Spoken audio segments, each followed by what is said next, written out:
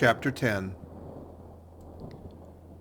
I spent the following day roaming through the valley. I stood beside the sources of the Arvaron, which take their rise in a glacier that with slow pace is advancing down from the summit of the hills to barricade the valley. The abrupt sides of vast mountains were before me. The icy wall of the glacier overhung me. A few shattered pines were scattered round, and the solemn silence of this glorious presence chamber of imperial nature was broken only by the brawling waves or the fall of some vast fragment. The thunder sound of the avalanche or the cracking reverberated along the mountains of the accumulated ice, which through the silent workings of immutable laws was ever and anon rent and torn as if it had been but a plaything in their hands. These sublime and magnificent scenes afforded me the greatest consolation that I was capable of receiving. They elevated me from all littleness of feeling, and although they did not remove my grief, they subdued and tranquilized it. In some degree also they diverted my mind from the thoughts over which it had brooded for the last month. I retired to rest at night, my slumbers, as it were, waited on and ministered to by the assemblance of grand shapes which I had contemplated during the day. They congregated round me, the unstained snowy mountain-top, the glittering pinnacle, the pine woods, the ragged bare ravine, the eagle soaring amidst the clouds. They all gathered round me and bade me be at peace. Where had they fled when the next morning I awoke? All of soul inspiriting fled with sleep, and dark melancholy clouded every thought. The rain was pouring in torrents, and thick mists hid the summits of the mountains, so that I even saw not the faces of those mighty friends. Still I would penetrate their misty veil and seek them in their cloudy retreats. What were rain and storm to me? My mule was brought to the door, and I resolved to ascend to the summit of Montanvert. I remembered the effect that the view of the tremendous and ever-moving glacier had produced upon my mind when I first saw it. It had then filled me with a sublime ecstasy that gave wings to the soul and allowed it to soar from the obscure world to light and joy. The sight of the awful and majestic in nature had indeed always the effect of solemnizing my mind and causing me to forget the passing cares of life. I determined to go without a guide, for I was well acquainted with the path, and the presence of another would destroy the solitary grandeur of the scene. The ascent is precipitous, but the path is cut into continual and short windings, which enable you to surmount the perpendicularity of the mountain. It is a scene terrifically desolate. In 1,000 spots the traces of the winter avalanche may be perceived, where trees lie broken and strewn on the ground, some entirely destroyed, others bent, leaning against the jutting rocks of the mountain, or transversely upon other trees. The path, as you ascend higher, is intersected by ravines of snow, down which stones continually roll from above. One of them is particularly dangerous, as the slightest sound, such as even speaking in a loud voice, produces a concussion of air sufficient to draw destruction upon the head of the speaker. The pines are not tall or luxuriant, but they are somber and add an air of severity to the scene. I looked on the valley beneath. Vast mists were rising from the rivers which ran through it, and curling in thick wreaths around the opposite mountains, whose summits were hid in the uniform clouds, while rain poured from the dark sky and added to the melancholy impression I received from the objects around me. Alas, why does man boast of sensibilities superior to those apparent in the brute? It only renders them more necessary beings. If our impulses were confined to hunger, thirst, and desire, we might be nearly free. But now we are moved by every wind that blows, and a chance word or scene that word may convey to us. We rest, a dream has the power to poison sleep. We rise, one wandering thought pollutes the day. We feel, conceive, or reason, laugh, or weep, embrace fond woe, or cast our cares away. It is the same, for be it joy or sorrow, the path of its departure still is free. Man's yesterday may ne'er be like his morrow. Naught may endure but mutability. It was nearly noon when I arrived at the top of the ascent. For some time I sat upon the rock that overlooks the sea of ice. A mist covered both that and the surrounding mountains. Presently a breeze dissipated the cloud, and I descended upon the glacier. The surface is very uneven, rising like the waves of a troubled sea, descending low and interspersed by rifts that sink deep. The field of ice is almost a league in width, but I spent nearly 2 hours in crossing it. The opposite mountain is a bare perpendicular rock. From the side where I now stood, Montanvert was exactly opposite, at the distance of a league, and above it rose Mont Blanc in awful majesty. I remained in the recess of the rock, gazing on this wondrous and stupendous scene. The sea, or rather the vast river of ice, wound among its dependent mountains, whose aerial summits hung over its recesses. Their icy and glittering peaks shone in the sunlight over the clouds.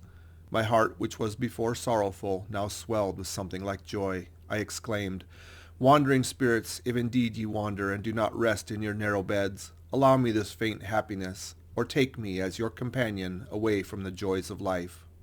As I said this, I suddenly beheld the figure of a man at some distance, advancing toward me with superhuman speed. He bounded over the crevices in the ice among which I had walked with caution. His stature also, as he approached, seemed to exceed that of a man. I was troubled. A mist came over my eyes, and I felt a faintness seize me. But I was quickly restored by the cold gale of the mountains. I perceived, as the shape came nearer, sight tremendous and abhorred, that it was the wretch whom I had created. I trembled with rage and horror, resolving to wait his approach and then close with him in mortal combat. He approached. His countenance bespoke bitter anguish combined with disdain and malignity, while its unearthly ugliness rendered it almost too horrible for human eyes.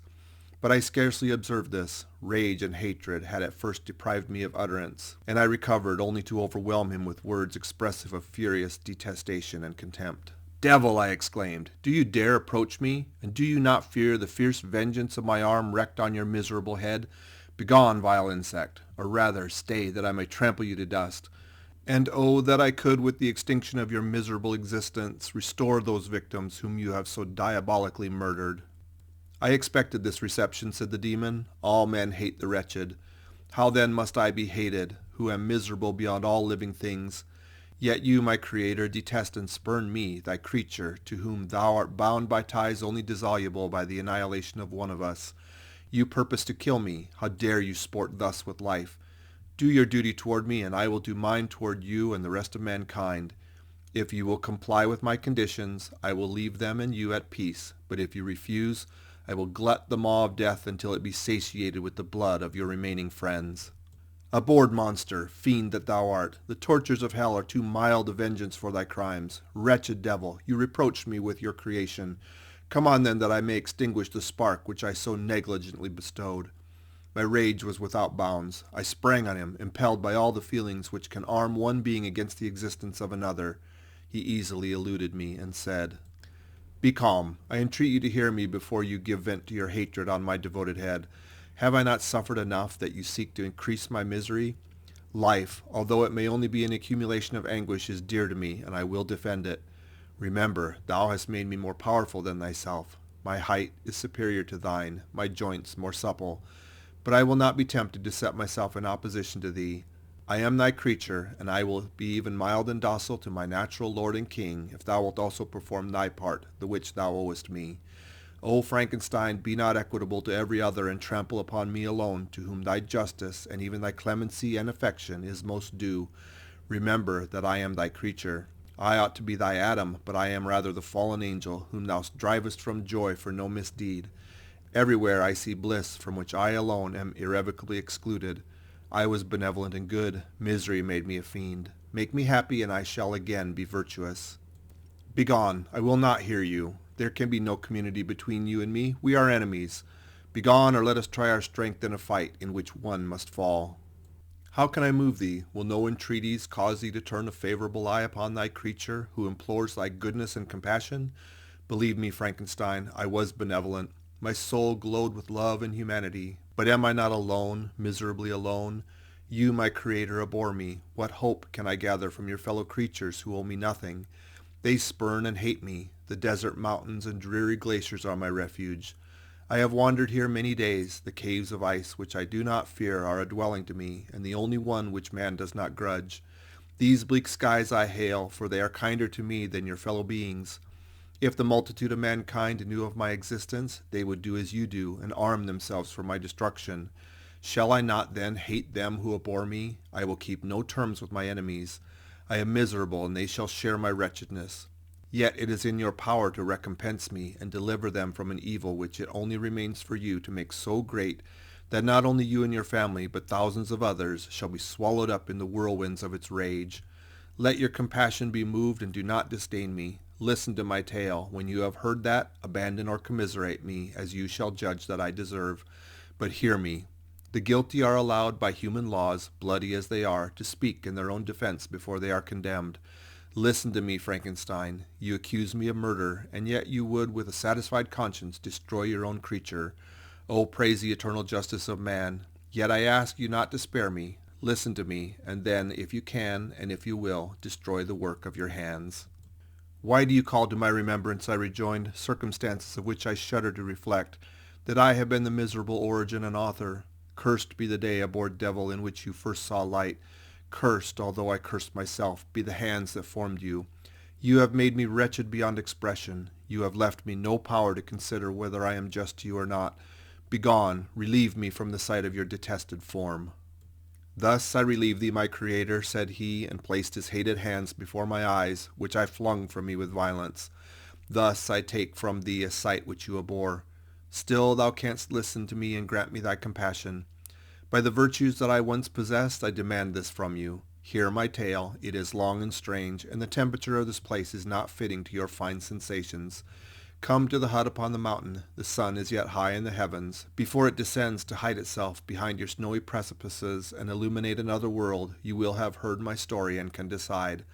On you it rests whether I quit forever the neighborhood of man and lead a harmless life, or become the scourge of your fellow creatures and the author of your own speedy ruin. As he said this, he led the way across the ice. I followed. My heart was full, and I did not answer him, but as I proceeded, I weighed the various arguments that he had used, and determined at least to listen to his tale. I was partly urged by curiosity, and compassion confirmed my resolution. I had hitherto supposed him to be the murderer of my brother, and I eagerly sought a confirmation or denial of this opinion. For the first time also, I felt what the duties of a creator toward his creature were, and that I ought to render him happy before I complained of his wickedness. These motives urged me to comply with his demand. We crossed the ice, therefore, and ascended the opposite rock. The air was cold, and the rain again began to descend. We entered the hut, the fiend with an air of exultation, I with a heavy heart and depressed spirits. But I consented to listen, and seating myself by the fire which my odious companion had lighted, he thus began his tale. End of chapter 10.